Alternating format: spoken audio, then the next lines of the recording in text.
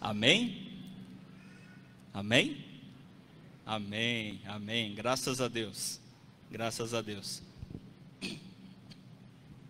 Irmãos,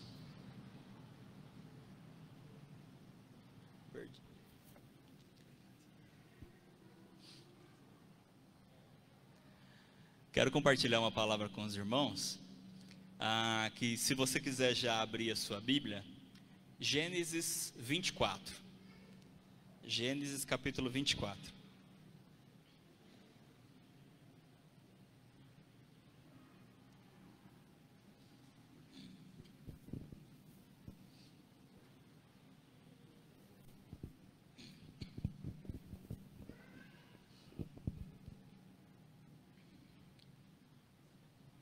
Nós vamos ver um pouquinho a respeito desse texto de Gênesis capítulo 24, que fala a respeito do casamento de Isaac. Casamento de Isaac e Rebeca. E eu queria dizer uma coisa para você. É que isso aqui tem tudo a ver com a tua vida. Tudo, tudo, tudo. Tudo a ver com a sua vida. E com a esperança que eu sei que você tem. Quer ver? Quem aqui espera um dia estar no céu? Levanta a mão. Viu o que eu falei? Esse casamento aqui tem tudo a ver com a sua vida.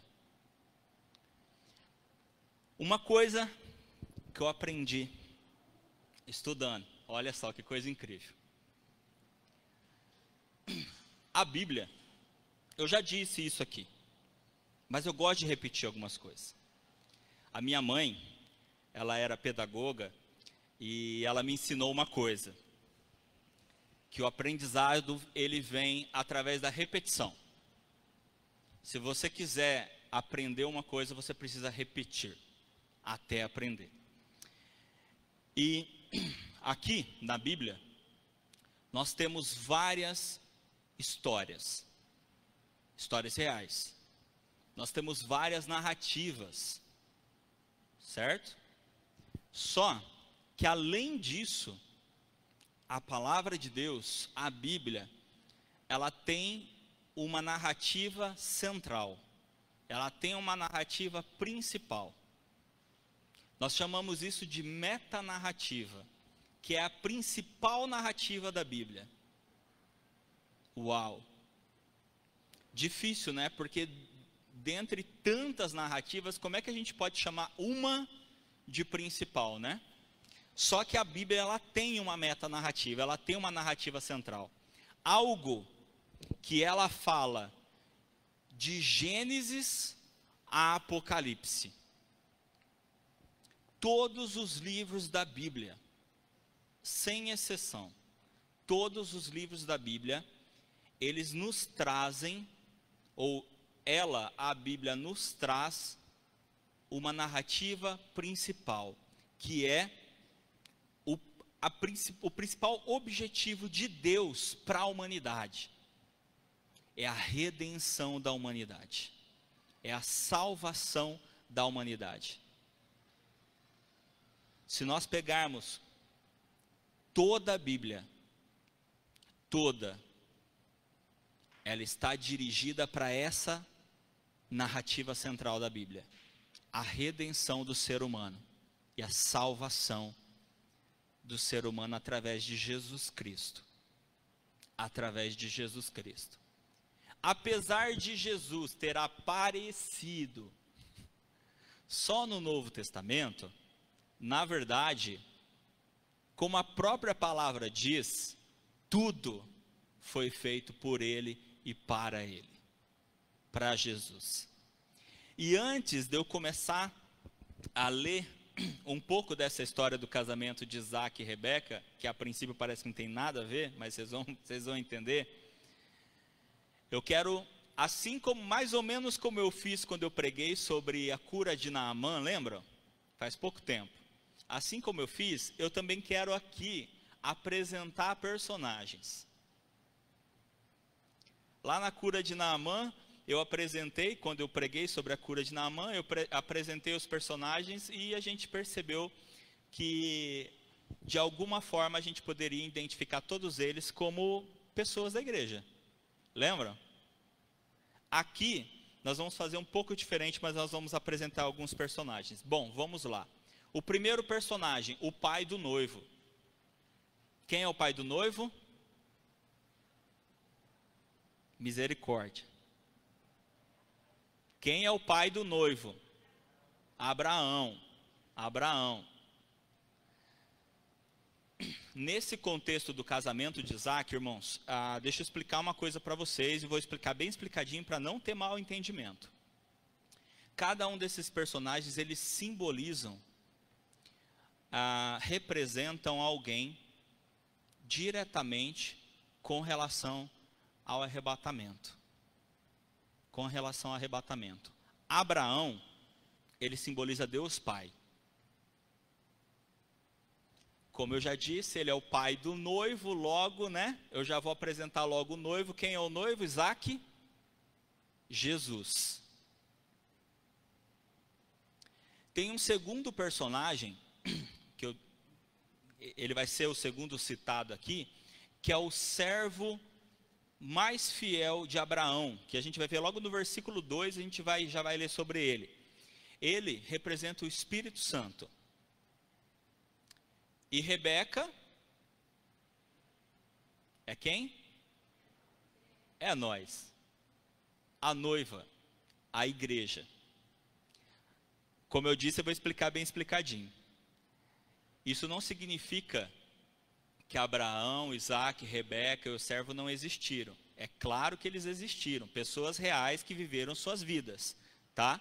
Mas esse relato, ele traz uma analogia do que eu vou explicar para vocês, do que eu vou citar para vocês. Ok? Ficou bem entendido? Em outras palavras, Abraão é Abraão, Abraão não é Deus. Mas nessa simbologia ele representa. Deu para entender? E assim todos os outros personagens. Ok? Então vamos começar parte por parte. Vamos começar então por Abraão. Você está aberto aí? Gênesis capítulo 24? Vamos ler então do versículo 2 ao versículo 8. Diz assim. Gênesis capítulo 24, a partir do versículo 2. Abraão disse ao mais antigo servo de sua casa, que governava tudo o que possuía: ponha a sua mão por baixo da minha coxa, para que eu faça com que você jure pelo Senhor, Deus do céu e da terra, que você não buscará uma esposa para o meu filho entre as filhas dos cananeus, no meio dos quais estou morando, mas você irá à minha parentela e ali buscará uma esposa para Isaque, meu filho. Então o servo disse: talvez a mulher não queira vir comigo para essa terra. Nesse caso, devo levar o seu filho à terra de onde o Senhor veio. Abraão respondeu: cuidado, não faça o meu filho voltar para lá. O Senhor, Deus do céu, que me tirou da casa de meu pai e da terra dos meus parentes, e que me falou e jurou, dizendo: a sua descendência darei esta terra. Ele enviará o seu anjo adiante de você, para que lá você encontre uma esposa para o meu filho. Caso a mulher não queira vir, você ficará desobrigado do seu juramento. Entretanto, não leve o meu filho para lá. Amém? Amém. Vamos, alguns detalhes aqui. Primeiro, é o pai, é Abraão, que decide casar o filho. Amém? Assim como foi Deus Pai que decidiu que o noivo deveria vir para que a noiva existisse. Lembram? Para que a noiva existisse. A noiva começou a existir a partir do momento que o filho veio. Correto? A partir do momento que o filho veio. E se nós lemos aqui, Abraão ele diz assim: meu filho não pode voltar para lá. Incrível, né? Vão ligando as coisas, tá? O meu filho não pode voltar para lá. Então você deve ir buscar a noiva dele. Você vai lá, você vai preparar e você vai buscar a noiva dele. Amém? O pai, o pai que toma as decisões, o pai que decidiu que o filho, então, ele deveria se casar. Amém? Abraão, então, sendo o pai. Um outro detalhe que nós vamos ver, mas nós vamos ver quando chegar no filho, mas tem tudo a ver com o pai. Segundo personagem, o servo, que aqui simboliza o Espírito Santo. Versículos, eu vou repetir os versículos 2 a 4. Abraão disse ao mais antigo servo da sua casa, que governava tudo o que possuía: põe a sua mão por baixo da minha coxa, para que eu faça com que você jure pelo Senhor, Deus do céu e da terra, que você não buscará uma esposa para o meu filho entre as filhas dos cananeus, no meio das quais estou morando, mas você irá à minha parentela, ali buscará uma esposa para Isaque, meu filho. Amém? Amém. O intuito de Deus, enviando Jesus Cristo, o quê? O que Jesus era? Porque Deus amou o mundo de tal maneira que deu seu Filho unigênito. O que significa unigênito? Único. Único. O intuito de Deus dar o seu único Filho foi para que o único se tornasse o primeiro. Certo? O intuito de Deus era enviar o seu único para que ele se tornasse o primeiro, ou o primogênito. Porque a partir do momento em que nós nos tornamos filhos e filhas de Deus, por intermédio de Cristo, nós então nos tornamos filhos mais novos, irmãos mais novos de Jesus, que deixou de ser o unigênito para ser o primogênito. Amém? E então, o intuito de Deus era aumentar a família, gerar filhos e filhos de sua descendência de Cristo, discípulos e discípulas de Cristo, sendo assim filhos e filhas também de Deus. E então Abraão vira para o seu servo, e olha só nos detalhes do servo. Primeiro ele diz assim: o servo mais antigo da sua casa. O servo mais antigo da sua casa, e que governava tudo o que ele possuía. Quem está aqui hoje? É o Espírito Santo. Quando Jesus vira para os seus discípulos e fala assim: olha, depois que ele morreu, Jesus morreu, ressuscitou, depois ele ficou um intervalo de 40 dias aparecendo para os discípulos. E aí quando chegou o fim desses 40 dias, ele virou para os discípulos e falou assim: olha, eu vou embora. E dessa vez é definitivo. Dessa vez é definitivo. Eu só volto agora quando se cumprir as profecias que eu disse para vocês. Ou seja, a segunda vinda de Cristo. Correto? Eu só volto agora quando se cumprir as profecias, que vão ser depois do arrebatamento. E vamos lembrar que aqui nós estamos vendo o arrebatamento, a analogia do arrebatamento. Então eu estou indo, mas vocês não vão ficar sozinhos, porque o Pai vai enviar o Espírito Santo.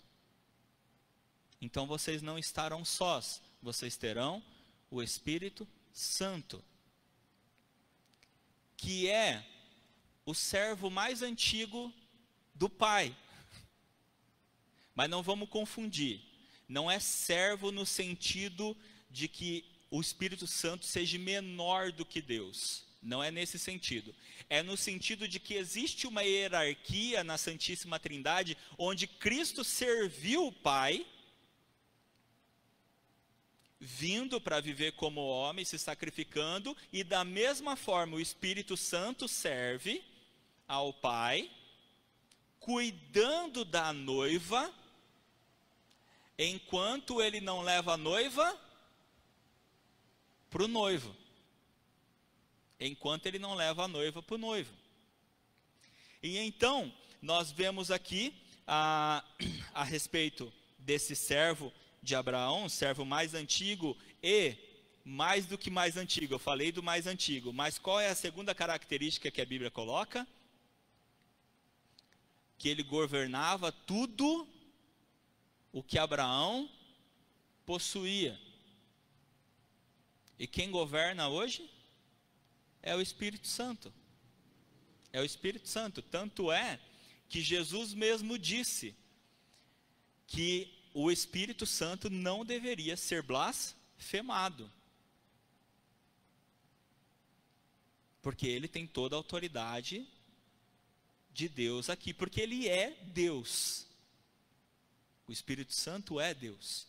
E, portanto, ele governa tudo. Entendendo até aqui, irmãos? Tudo ok?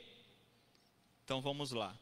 A noiva, Rebeca, 24:11, diz assim: fora da cidade, fez os camelos se ajoelharem junto a um poço de água. Era tardinha a hora em que as moças saíam para tirar água. E ali falando a respeito de começando a encontrá-la, né?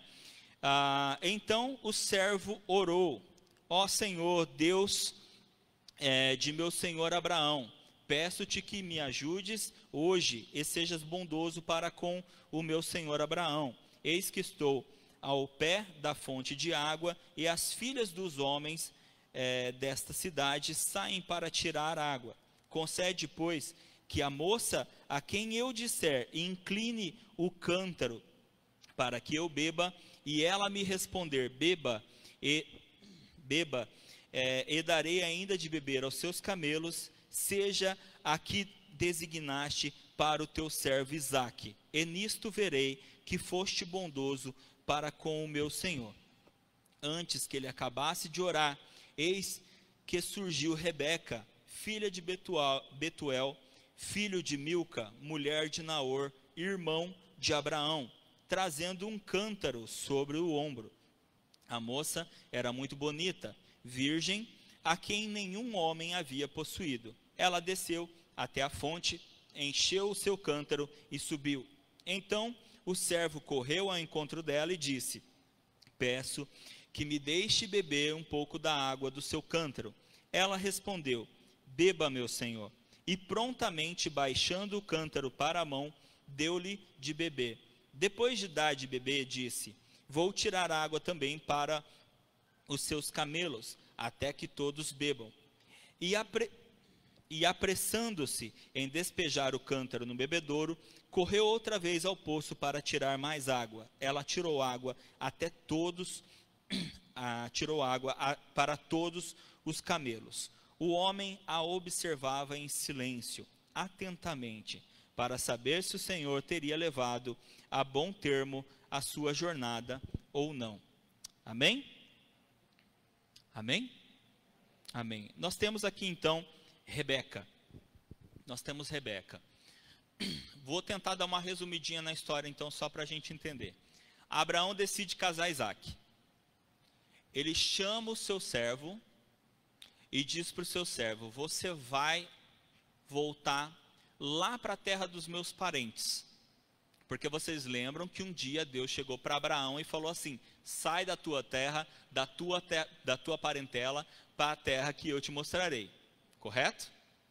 Então, Abraão obedeceu a ordem de Deus e saiu.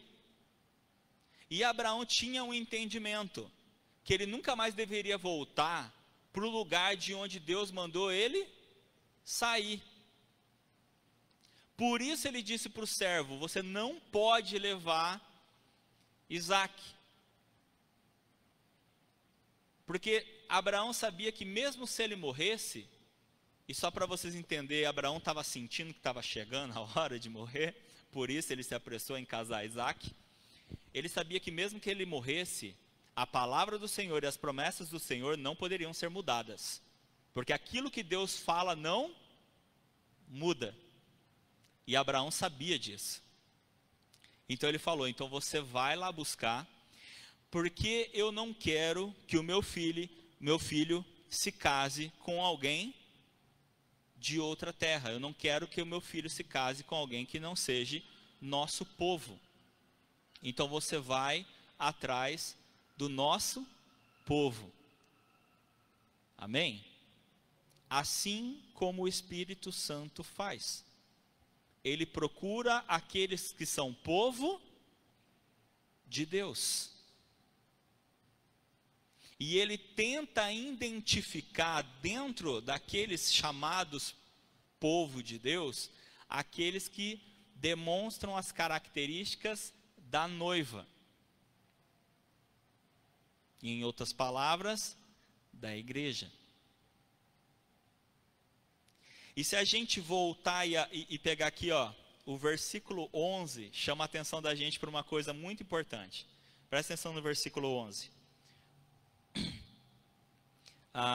Fora da cidade, fez os camelos se ajoelharem junto a um poço de água. Era tardinha, a hora em que as moças saem para tirar água, certo? O servo estava no poço, porque ele sabia que naquele horário as moças tinham uma função. Elas tinham que naquele horário fazer o quê? Ir lá tirar água. E então ele ora, pedindo direção para Deus. E quando, como a gente acabou de ler, antes que ele terminasse de orar, ele olhou e viu quem? Rebeca chegando. Parece uma coisa super simples, mas não é. Não é. Porque a verdade é a seguinte: Rebeca estava fazendo o quê? Oi?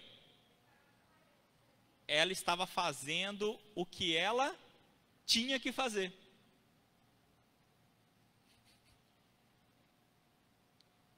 Ela estava trabalhando.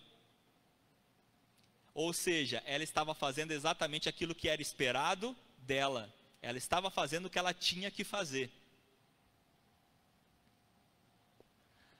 Vocês precisam que eu traduza ou não?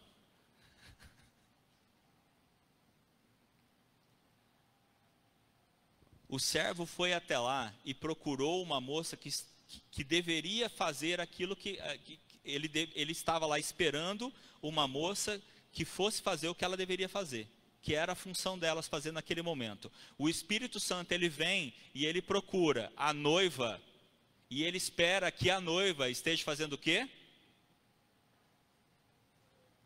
O seu trabalho. O Espírito Santo olha para a noiva, ou seja, para a igreja, ou seja, não é essas paredes aqui, e nem aquela placa metodista ali, e nem qualquer outra placa que vocês conhecem. Quem é a igreja? Faz assim, ó.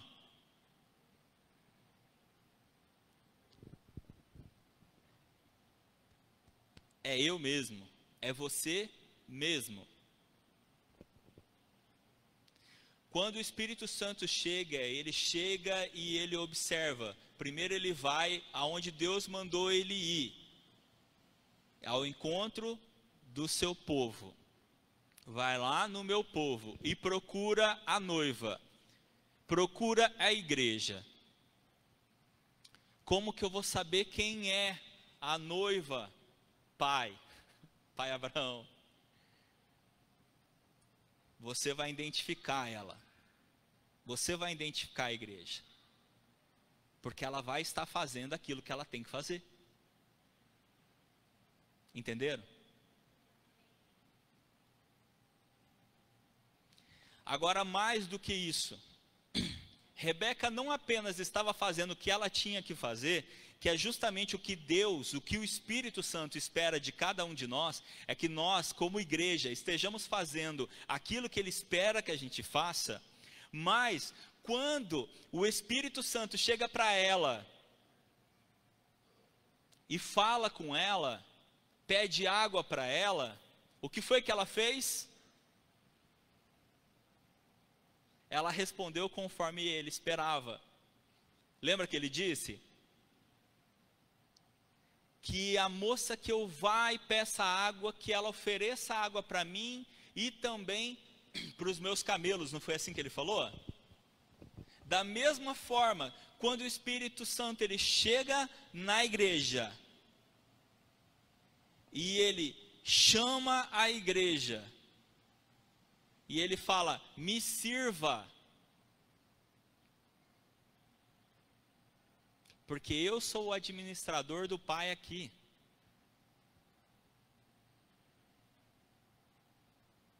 O que ele espera da igreja?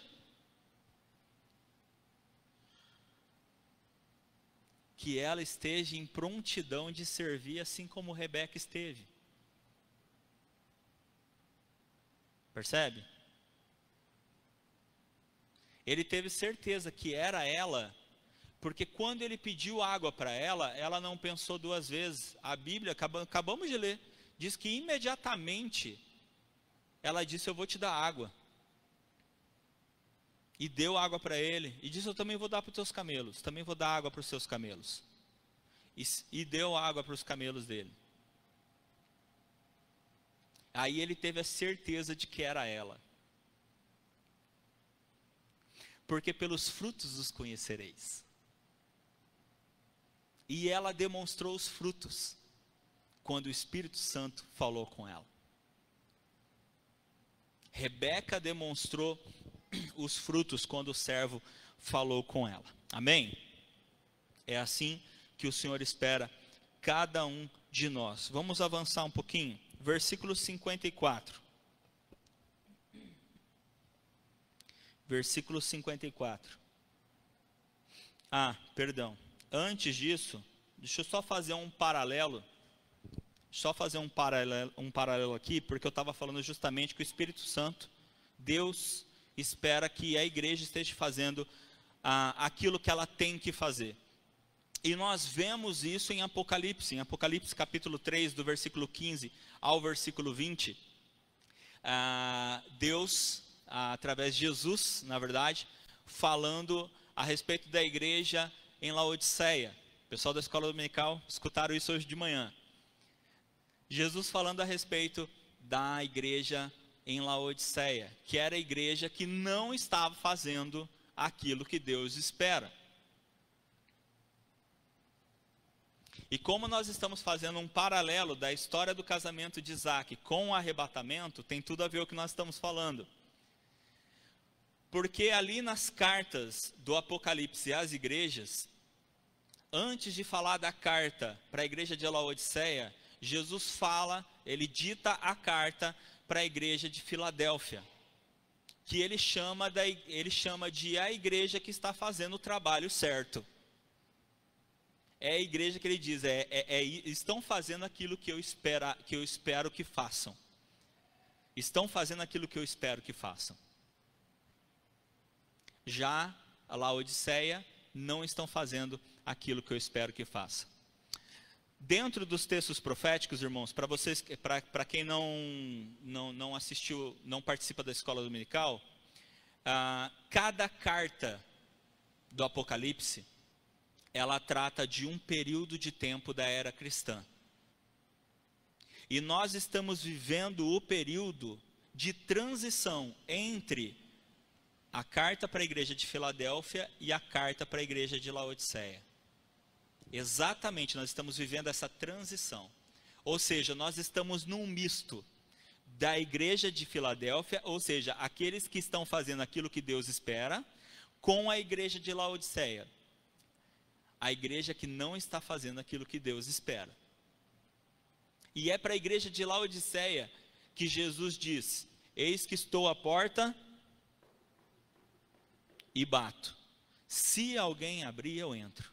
Em outras palavras, Jesus está dizendo assim: essa igreja ela pode ser rica, ela pode ser grande, ela pode ser estruturada, ela pode ter um monte de coisa lá dentro, ela só não tem eu. Eu não estou lá dentro. E enfiam tudo dentro dessa igreja. Só esqueceram que eu não estou lá dentro. Por isso eu estou na porta batendo. Porque eu não estou lá dentro. Eu não estou dentro dessa igreja. É o que Jesus fala para a igreja de Laodiceia. Que na verdade, a igreja de Laodiceia ela é chamada por Cristo de a igreja apóstata. Apóstata significa aquela que abandonou a fé.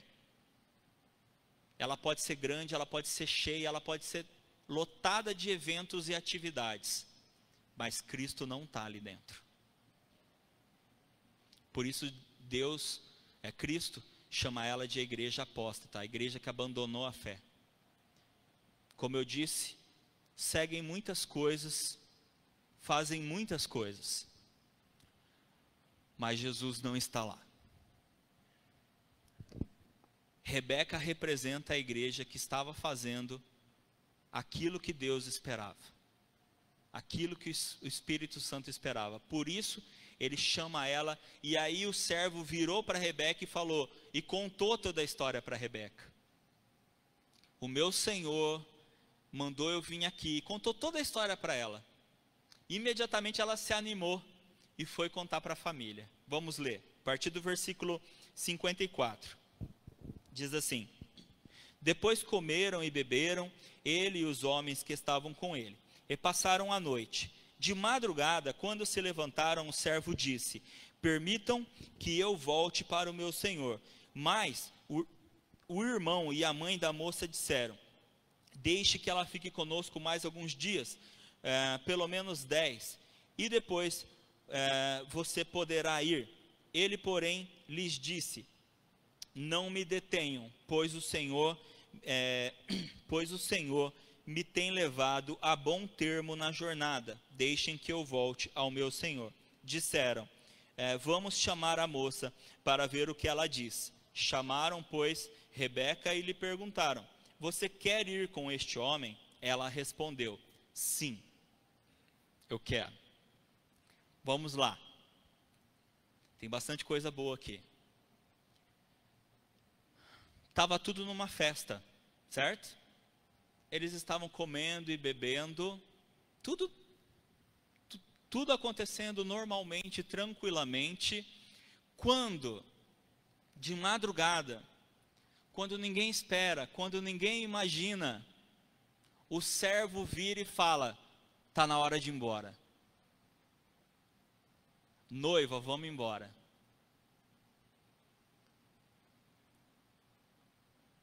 Como a Bíblia diz que vai ser o arrebatamento?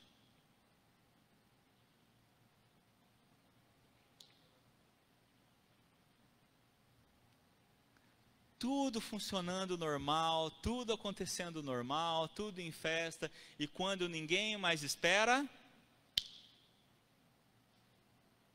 como um ladrão na noite, a Bíblia fala. Não é assim que a Bíblia fala? Como um ladrão na noite, quando ninguém espera. O Espírito Santo pega a noiva aí, vamos que está na hora. Vamos que está na hora. Só que tem uma coisa interessante aqui, mais uma coisa interessante aqui. Ele não leva ela à força. Assim como nenhum de nós somos forçados a crer e a seguir a Deus. Nenhum de nós somos forçados a sermos a noiva de Jesus. O Espírito Santo chamou, ele convidou. Você quer? E o que foi que ela disse? Sim. Rebeca disse sim, eu quero. Então vamos embora. Ah, deixa ela ficar mais um pouco. Não. O tempo dela no mundo acabou. Está na hora dela seguir o caminho dela. De encontro para o noivo. De encontro para o noivo. Continuando, versículo 64. Também, não, 64 não, perdão, versículo 62. Ora, Isaque veio de Ber-lai-roi, porque morava na terra de Neguebe. Ao cair da tarde, Isaque saiu para meditar no campo, erguendo os olhos, viu, e eis que vinham camelos. Também Rebeca levantou os olhos, e vendo Isaque, desceu do camelo, e perguntou ao servo, quem é aquele homem que vem pelo campo ao nosso encontro? O servo respondeu, é o meu senhor. Então ela pegou o véu e se cobriu. O servo contou a Isaque todas as coisas que havia feito. Isaque a conduziu à tenda de Sara, a sua mãe, e tomou Rebeca, e esta se tornou sua mulher. Ele a amou, e assim Isaque foi consolado depois da morte da sua mãe. Amém? Amém. Se nós formos para os textos que falam a respeito do arrebatamento, como eu disse para vocês, o arrebatamento não é a vinda de Cristo, não é a segunda vinda de Cristo. O arrebatamento é a ida da igreja. Amém? A segunda vinda de Cristo é só depois. Se você quiser saber detalhes sobre isso, Escola Dominical, todos os domingos às 9 horas da manhã, nós estamos estudando escatologia. Amém? Então, se você quiser saber os detalhes, é só você acompanhar a Escola Dominical, tá? Onde eu parei? Eu lembro. Vocês acham que eu esqueci? Esqueci nada. A palavra de Deus diz que no arrebatamento, Cristo, ele vai sair do céu e ele vai pairar aqui no nosso céu, para esperar a noiva, para encontrar com a noiva. E foi exatamente o que Isaque fez. Isaque não ficou lá esperando. Vocês perceberam? Ele não foi buscar a noiva onde ela estava, mas ele não ficou lá esperando. Ele foi no meio do caminho. Exatamente como a Bíblia diz que vai ser o arrebatamento. Jesus, ele vem até um ponto, e então o Espírito Santo leva a noiva, leva a igreja até ele. Exatamente como aconteceu com Isaque e Rebeca. Isaque, ele sai de onde ele estava, ele sai de lá, e ele vai até um certo ponto, e lá, então, ele espera a noiva chega e se encontra com ele. Duas coisas a respeito de Rebeca nesse texto muito interessantes. A primeira é que diz que ela estava olhando para baixo e ela levantou os olhos, que é um sinal de humildade. É um sinal de humildade. O segundo sinal também de humildade é que diz que quando ela pergunta para o servo quem é ele, e ele fala quem que é o Senhor, que é Isaque, ela então, ela se cobre, ela coloca o véu, né? E o véu, ele tem tanto um símbolo de humildade, quanto também de revestimento. Ou seja, ela está se preparando para ele. Em outras perguntas, vamos usar aqui uma analogia com outros textos da Bíblia. Você está vestida adequadamente para se encontrar com o noivo? Lembram da parábola do casamento? Você está vestida adequadamente para a chegada, para se encontrar com o noivo, porque só aqueles que estiverem vestidos adequadamente, e é claro que nós não estamos falando de roupa física, nós estamos falando de roupas espirituais, só aqueles, segundo a parábola do casamento, ela diz que só aqueles que estiverem vestidos adequadamente poderão entrar no casamento. Lembram? Segunda parábola, qual que é? Vamos ver. Você está com azeite. A parábola das 10 virgens. Em outras palavras, Rebeca estava como uma noiva preparada para o noivo. Vestida adequadamente, preparada adequadamente para se apresentar ao noivo, e por isso ela foi recebida pelo noivo, e por isso ela se casou com o noivo, como nós acabamos de ler. Por isso eles foram casados. A palavra de Deus, ela vai continuar dizendo que Abraão deu tudo o que era dele para Isaque. Tudo que era dele para Isaque. O que isso tem a ver, pastor? Tem tudo a ver. Porque a palavra de Deus diz que o pai, ele vai dar tudo para o filho. Quando se estabeleceu o reino é do filho. Ele vai dar tudo para o filho. O reino é de Cristo. Ele vai dar tudo para o filho. Eu disse que quando nós chegássemos nesse momento, eu ia voltar um pouquinho só para lembrar de um detalhe. O que aconteceu com Isaque antes de casar? Ou o que quase aconteceu com Isaque antes de casar? Quem lembra?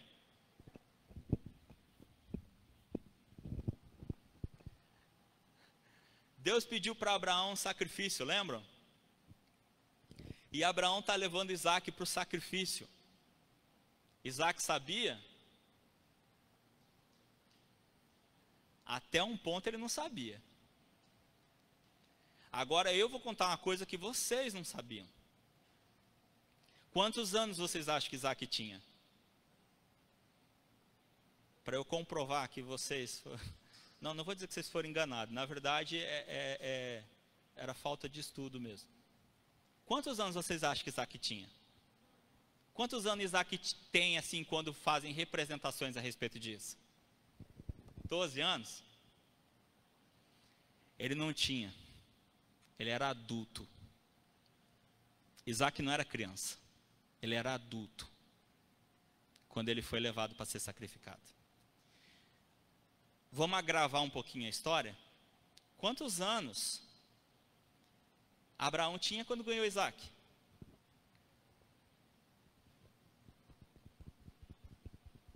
100. Sendo Isaac adulto, quantos anos Abraão tinha agora? Abraão era um velho. Um velho. Tanto é que quem carregou a madeira do sacrifício? Foi Isaac, porque é ele que aguentava. Pastor, por que você está falando tudo isso? É só para você entender uma coisa. Quando Isaac percebeu que o sacrifício era ele não lutou com Abraão. Ele entendeu que era necessário e se ofereceu para o sacrifício. Porque se ele quisesse, ele acabava com Abraão. Abraão não tinha como, sendo um velho, já bem acabadinho, ele não tinha como forçar Isaac. Isaac deitou naquele local de sacrifício, não foi porque ele foi obrigado, foi porque ele quis. Ele se ofereceu para o sacrifício.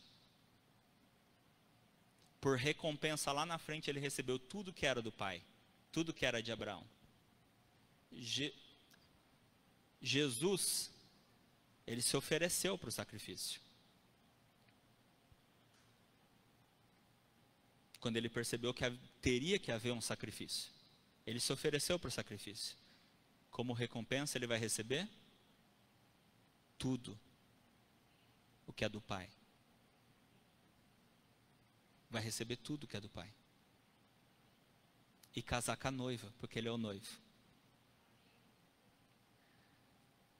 Nós já sabemos a parte do pai, nós já sabemos a parte do filho, nós já sabemos a parte do Espírito Santo. Que parte que fica então? A igreja. É a minha parte, é a tua parte. O que compete a nós é sabermos se nós estamos fazendo aquilo que Deus espera que nós façamos, para que o Espírito Santo, assim como diz na passagem, ele chegou ali no poço, a gente leu isso, e diz que ele ficou assim, ó, depois que ele orou e viu Rebeca chegando, ele viu Rebeca, viu que era bonita, mas ele foi mais sábio do que isso, porque ele não se deixou enganar pela beleza dela. Ele falou assim, deixa eu continuar fazendo aquilo que eu fui direcionado para fazer. Deixa eu dizer uma coisa para você. O Espírito Santo não se deixa enganar por beleza. Ele tem um direcionamento do Pai para o trabalho dele. E ele vai fazer o que o Pai direcionou ele para fazer. Não adianta a noiva ser bonita. O Espírito Santo vai ficar observando para ver se ela está fazendo o que ela tem que fazer. E depois que ele viu que ela estava fazendo o que ela tinha que fazer, aí ele se aproximou. O Espírito Santo sabe o que ele tem que fazer. Nós é que temos que saber se nós estamos fazendo aquilo que nós temos que fazer. Nós é que temos que saber se nós estamos preparados para o dia do Senhor. Nós é que temos que saber se nós estamos preparados para sermos levados como a igreja, como a noiva, para se encontrar com o noivo. Amém? Você está? Amém ou misericórdia? Amém. Vamos estar preparados. Porque o Espírito Santo sabe onde procurar, sabe como procurar e sabe como provar. Ele foi no lugar certo, ele observou e ele testou, ele provou. Como a palavra diz que nós somos provados também. Amém? Amém, amém. Que Deus possa te abençoar, que você possa entender que assim como o servo pegou e levou a noiva, assim o Espírito Santo, ele está preparando, observando a noiva, trabalhando com a noiva, guiando a noiva até o momento de se encontrar com o noivo. O momento, a gente não sabe. Por isso Rebeca tinha que estar preparada para qualquer momento. Por isso nós temos que estar preparados para qualquer momento. Fazendo aquilo que Deus espera que a gente faça. Trabalhando, servindo. É o que Deus espera de mim e de você. Amém? E quando Ele nos chamar, assim como Ele chamou Rebeca, estarmos prontos para dizermos sim. Sim, eu quero. Amém? Fica de pé, vamos orar?